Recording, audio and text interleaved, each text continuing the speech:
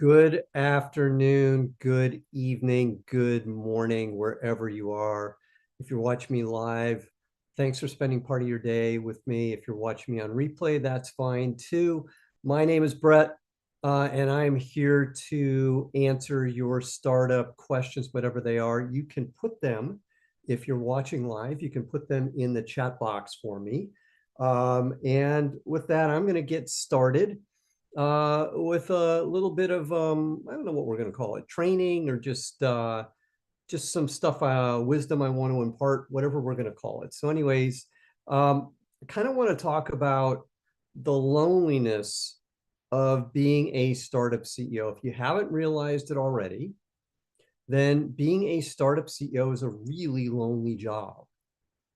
And one of the main reasons it's lonely is this: in order to win, you have to set very high standards. And once you set these high standards, you don't get to lower them at all. And as your company grows, this is the hardest part, and this is why it's such a lonely job, is something uncomfortable starts happening. Some of the people that we work with at the beginning won't make it the whole way of our journey to success. They won't get to the next stage. And that includes the people you started with, and that includes some of your co-founders. And this is where the real dilemma shows up, because you have a choice at this point. Do you look the other way and protect the relationships that you have with these people, or do you do what's necessary for the company to succeed? And then that means you're going to have to let that person go. And that's why being a startup CEO is such a lonely job. If you lower the standard to keep the person, then you're not being kind. Because what you're doing is you're choosing short-term comfort over the long-term survival of your company. And this might be the part that you might not want to admit. You may be the only one who makes it through the whole journey of your company. That's tough. And that's not because you're better.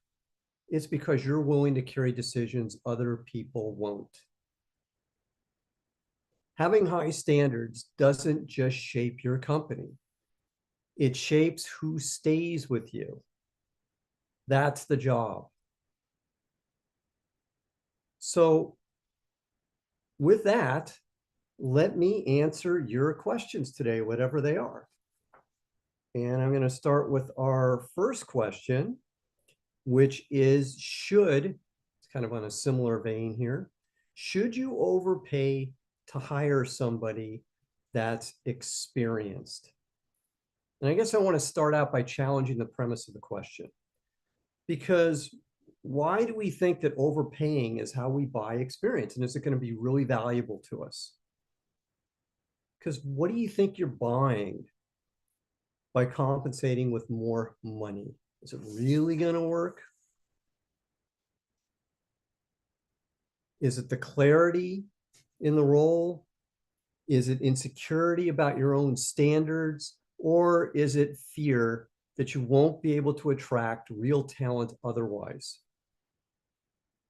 Here's the reality that you will likely learn the hard way on this one. I don't want you to learn that the hard way. It's a better way to put it. If someone needs to be overpaid to join your startup, then you are already misaligned. And what I will tell you with experience is that every single time I made that decision to overpay, it failed. The right person will understand the trade. They won't demand special treatment. They'll understand the stage of company that you're at. Because overpaying doesn't buy commitment. What it ends up buying is resentment from your team and eventually from you as well. So the real question isn't whether somebody is experienced or not. The real question is whether they are willing to play by the same rules as everyone else.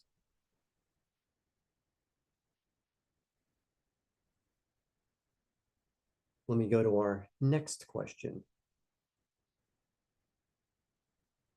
Can you fire your co-founder right before their equity vests? And the answer is, of course. Of course you can. That's the answer. And if you want to do that, go right ahead. But let me ask you a question before you do that. Is this the CEO you want to be? Because maybe you're trying to optimize for control or you're optimizing for trust. And the reality is, it's not even a decision about your co-founder. The reality is that every single decision you make as a CEO resonates with the rest of the company. That's the problem. Your team watches everything you do, and they will likely never tell you. And you may think they'll never know why. If you cut somebody out at the last minute just because you want to save a couple points of equity, you will not look strong. To your team, you'll look dangerous. To your team, you'll look like somebody who's not loyal. Fire somebody when they don't meet the bar, but don't confuse ruthlessness with leadership.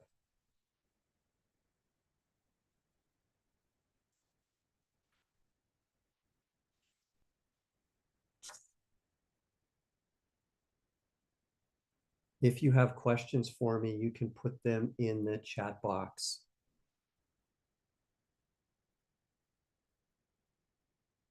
Okay, I have one other question here. What are the ways that you can needlessly burn through your funding? This is a fun one. So let me flip the premise of this question around, because I don't know what it is, but why do so many startup CEOs feel the need to prove something with money that they can spend? Are you trying to impress people by doing it? Your investors, your team, yourself? Burning cash in the moment doesn't look irresponsible. It may look great. It may even make you feel really smart. Maybe you're going to tell yourself, wow, we're serious because we're doing what everybody else is doing. And then the rug is pulled and it doesn't look so smart anymore. There's a reality with all of this. If you're spending money too quickly on the wrong things, it isn't about what's right for the company. It's usually about anxiety or other problems that you might have. The discipline is not spending less. The discipline is spending only on what moves your business forward. Let that be the bar. That's the smarter way to go. Okay, let's see our next question.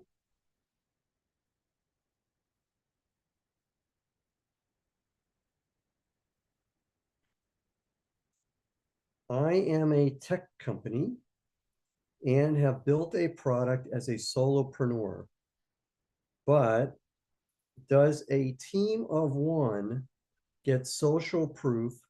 Should I sell low and slow and get testimonials to stoke the fire? So I think what you're asking about isn't from an investor perspective. I think what you're asking about is from your customer's perspective. I think that seems to be what the question is inferring here, is Do I need to have testimonials to sell it to customers because I'm a team of one? I think the right way to think about it is more about the value of your product to customers. That's the smarter way to go, is the value of my product good enough that customers are going to want to buy it? Then if you do that right, that's how the testimonials come. So it's not about, hey, I'm a team of one. It is about, am I providing enough value where customers are going to want to buy what I have?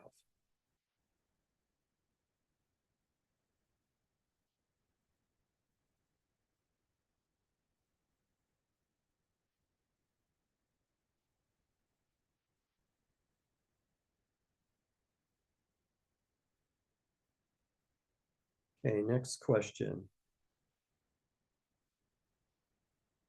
I was wondering what I should do if I don't have a final product yet, but the ingredients, formulas, recipes for testing, etc. Can I raise money? So you're wondering, you don't have a final product, and you're wondering if that's enough to raise money. The reality is that from where I sit, I don't have enough data to give you a direct answer, because in every different market, there's a different reality in terms of what's necessary to raise funding. So instead of worrying about whether or not you can raise funding yet, the better question to be asking yourself is, what do I do to reduce the risk? And interestingly enough, the risk for you and the risk for your investors, you guys are on the same side of the table. What can I do to reduce the risk for my company? And that's the same way the investors are going to look at it. So think of risk. That's the better way to deal with this.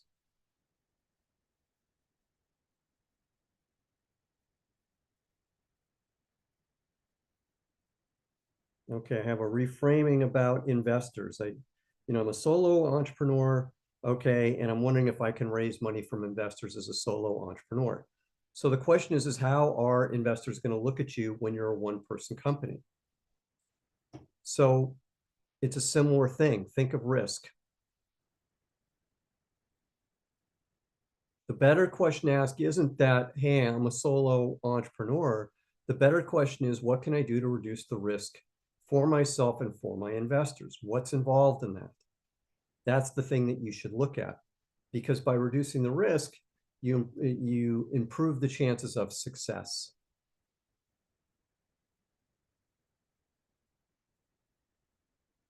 See if we have any other questions.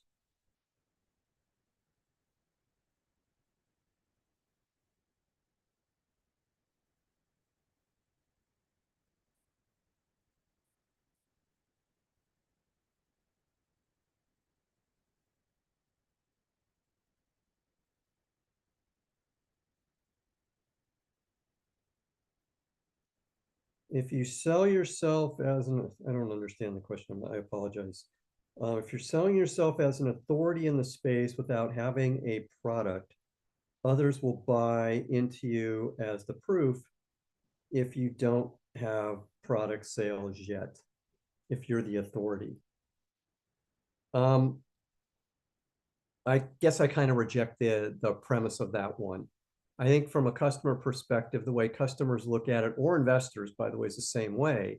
Unless you just have such a strong background that you're regarded as somebody like, I don't know, just because his name's on my mind right now, Sam Altman or somebody like that, it's very difficult to make that happen. Instead, you got to prove things, and again, you still have to reduce the risk. Even Sam Altman needs to reduce the risk. We all do. So think about, how are you going to reduce the risk? That's the better way to think about this than just saying, okay, I'm a one-man company, that's it. What are the risks?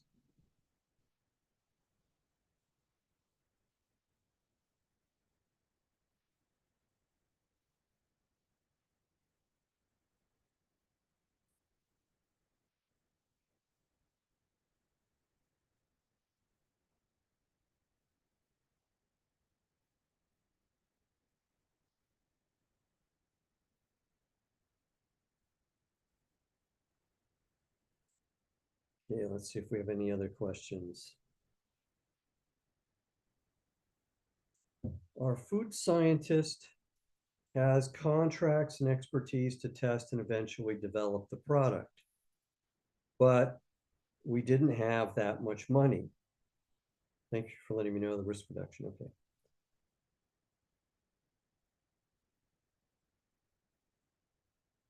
Okay. I think the way to go to market is with ads. Okay, that's again, I don't have enough data on that one. Do we have any other questions? Give you guys another minute or so for more questions.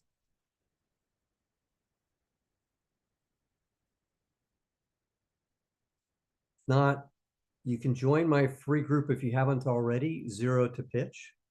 It is absolutely free. It's a way to get started, depending upon where you're at in the investment process and build the foundation for your business to move yourself towards being able to raise money. It is absolutely free for life. There's information on my page on YouTube about that. And if you want to take it to the next level beyond that and get yourself all the way to investor ready, which means that you pass all the gates that an investor is going to want to need, is going to need to invest in you, then join my paid group, Zero to Pitch Gold. You can find more information also on my page on YouTube.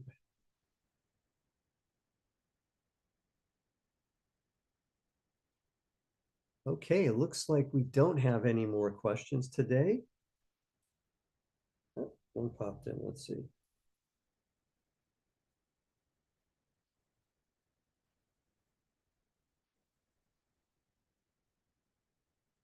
Okay. All right. Well, very good. Well, thank you all very much. Appreciate your time today. And I will be back again next Wednesday to answer more of your questions. Thanks a lot. Take care. Bye.